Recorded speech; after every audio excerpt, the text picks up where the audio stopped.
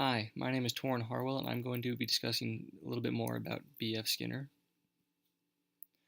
Skinner was born in 1904 in Pennsylvania.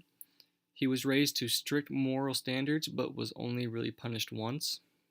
He majored in English at Hamilton College, where he desired to describe behavior through his writings. Having failed to describe behavior through his writings, he turned to psychology. He ended up studying psychology at Harvard and would eventually graduate with both a master's and a doctoral degree from Harvard. The Behavior of Organisms, published in 1938, is a key moment for Skinner because it established him as a prominent experimental psychologist. His approach is often referred to as descriptive behaviorism because its goal is to describe relationship between behavior and environmental events, not explain them.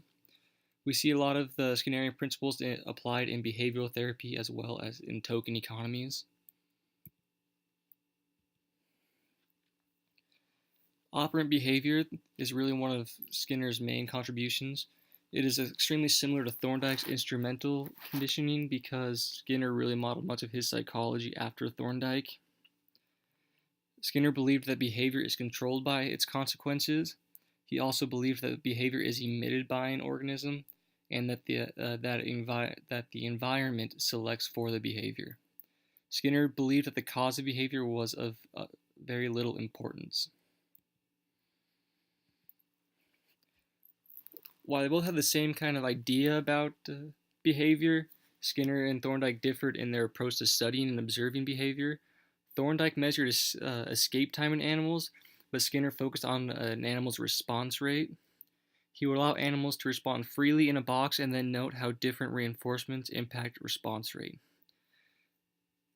These differing response rates to differing reinforcements result in different reinforcement contingencies, one of which is the variable interval, where a certain amount of time must pass before reinforcement will come.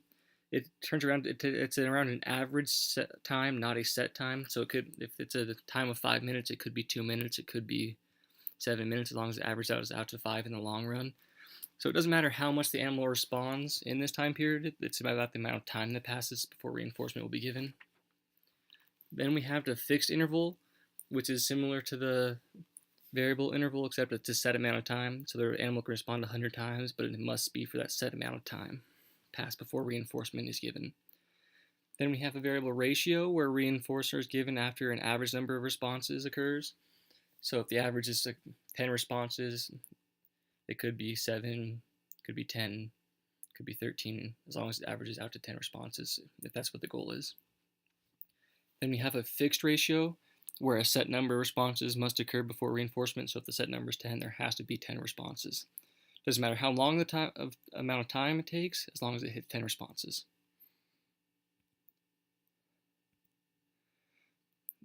When it comes to punishment and controlling behavior, Skinner didn't believe that reinforcement and punishment were the same or on equal footing. He believed that reinforcement strengthened behavior, but he didn't believe that punishment weakened it. He believed that punishment was really used because it is reinforcing to the punisher. He believed in the long run, it does not eliminate behavior from a repertoire. It is temporarily achievement is obtained and at a tremendous cost in reducing the overall efficiency and happiness of the group. That's coming directly from our book on page 422.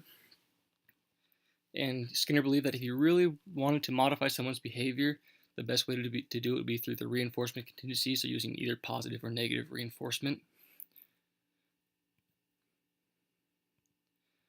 There's my works cited page. I hope you guys learned a little bit more about Skinner and some of his contributions to society.